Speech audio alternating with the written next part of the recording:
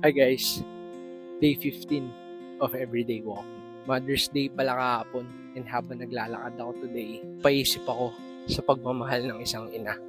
Yung tipong kahit pagod, kahit kulang sa tulog, tuloy pa rin para sa anak niya. Walang kapalit, walang hinihinging kapalit, tahimik lang pero buo. Sa bawat puyat, sa bawat sakripisyo, at sa bawat simpleng pag-aalaga, nandun yung pagmamahal na hindi matatawaran. Minsan, hindi natin agad naiintindihan. Pero habang tumatagal, doon mo marirealize kung gaano kalalim.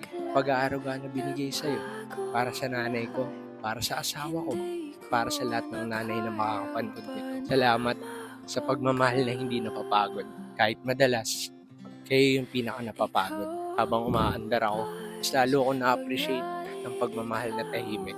Pero alam kong walang hanggan. So paano? Lakad na muna kami.